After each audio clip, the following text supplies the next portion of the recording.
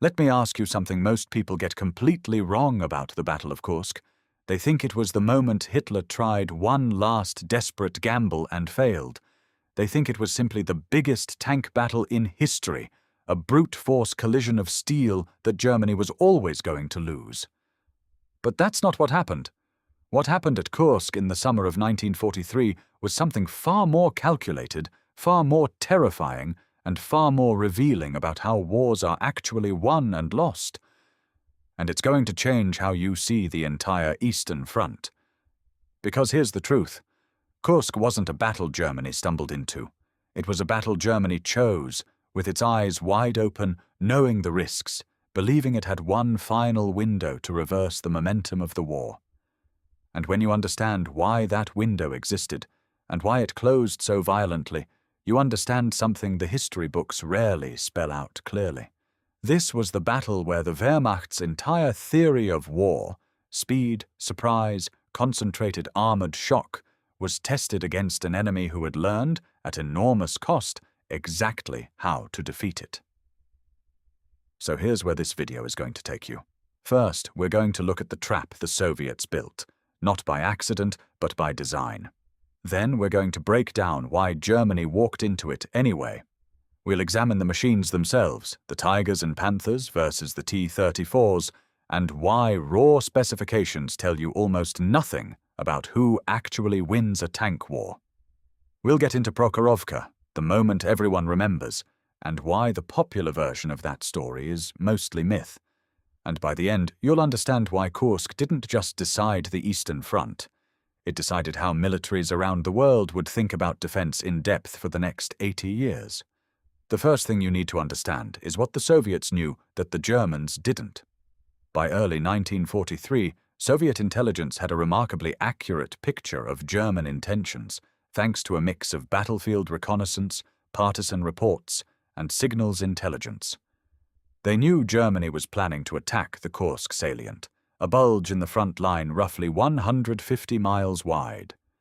And instead of trying to strike first, Soviet High Command made a decision that ran completely against the aggressive doctrine they'd been taught to worship. They decided to wait. That decision is easy to state, and almost impossible to overstate in importance. Soviet forces spent months turning the Kursk salient into one of the deepest defensive systems ever constructed. According to several sources, Soviet engineers laid well over 1 million mines, dug thousands of miles of trenches, and built defensive belts stacked one behind another to a depth of over 100 miles. This wasn't a defensive line, it was a defensive labyrinth designed specifically to absorb, slow, and bleed out an armored assault before it ever reached open ground. And here's where it gets dangerous for the German plan. Operation Citadel, the German offensive, depended entirely on speed. German doctrine, refined since the Polish and French campaigns, was built on the idea that armor could punch through a defensive line quickly before the defender could react and exploit the breach before reserves arrived. That doctrine had worked brilliantly in 1940 and 1941, but it required something Kursk was never going to offer: room to maneuver and an enemy who hadn't already mapped out exactly where the attack was coming. The second thing you need to understand is why Germany attacked anyway, knowing much of this. It wasn't blind arrogance, it was a calculated bet on technology. Germany was fielding new heavy tanks, the Tiger and the Panther, machines with thicker armor and more powerful guns than anything the Soviets had in mass production. German commanders believed these vehicles could offset the numerical disadvantage and punch through Soviet lines even without the element of surprise. It's a pattern you'll see again and again in military history. A side that knows it's lost the strategic advantage convincing itself that superior equipment can still buy victory. This is where the contra-intuitive turn comes in, because the story you've probably heard is that German tanks were simply better, and Soviet tanks won through sheer weight of numbers. That's not quite right.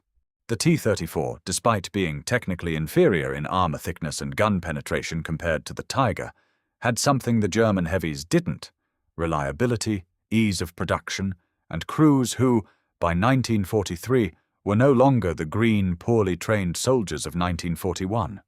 Soviet industry could produce T-34s faster than Germany could repair a single damaged Tiger. And a tank that's broken down in a workshop wins 0 battles, no matter how thick its armor is.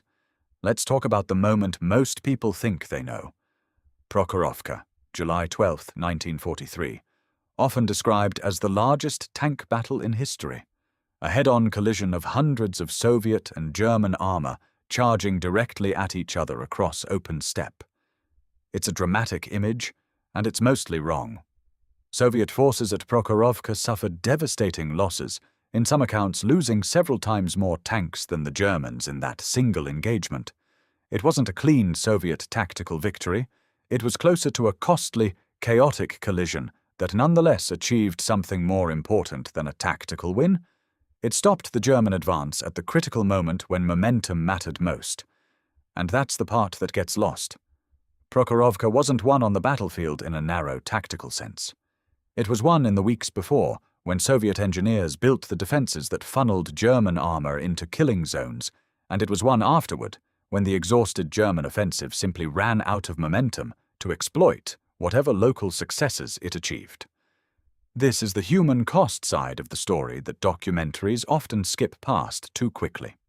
Soviet tank crews, many of them barely out of their teens, were sent into engagements where their machines were outgunned and out-armored, and they absorbed those losses because Soviet doctrine, forged by years of catastrophic defeats, had learned to treat attrition itself as a weapon.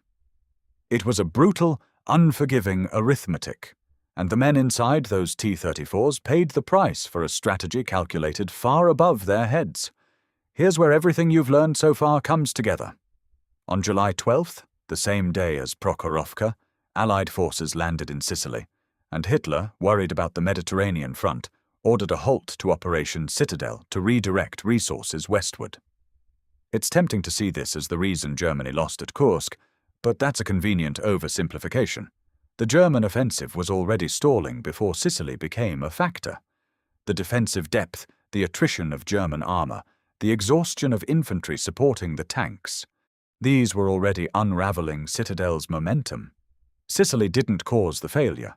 It gave German commanders political cover to end an offensive that had already failed on its own terms. Why does any of this matter now, decades later, in an age of drones, precision missiles, and cyber warfare? Because Kursk established a principle that still shapes military doctrine today, that a well-prepared, deeply layered defense can defeat a technologically superior offensive force, provided the defender has the discipline to absorb losses without breaking. You see this logic today in discussions of modern defensive lines, in the design of multi-layered air defense networks, and in how military planners think about attrition warfare in prolonged conflicts. Kursk wasn't just a battle, it was a proof of concept for defense in depth that military academies still teach. The word that defines this battle, the word worth carrying with you, is attrition. Not glory, not a single decisive charge, not a brilliant flanking maneuver, attrition. Kursk was won by the side that understood attrition wasn't a failure of strategy, it was the strategy. It was won by planners who accepted that some of their best men and machines would be sacrificed as the price of exhausting an enemy who could not sustain the losses required to break through. Attrition. That's what Kursk actually was, beneath the tank duels and the dramatic newsreel footage. So here's a question worth sitting with. If the side with technologically superior weapons lost at Kursk, what does that tell you about every modern debate over which country has the better military hardware? Drop your answer in the comments. I want to know what you think superior technology actually buys you in a war of attrition, because I don't think the answer is as obvious as it seems. If this kind of analysis is something you value, tell me in the comments which battle you think deserves the same treatment next. There's no shortage of moments in military history where the popular version and the real version don't match. And if you know someone who still thinks Kursk was decided by tank specifications alone, send them this video and let them argue with you about it. Subscribe if you want more of this. Not surface-level trivia, but the kind of military history that actually explains why wars turn out the way they do.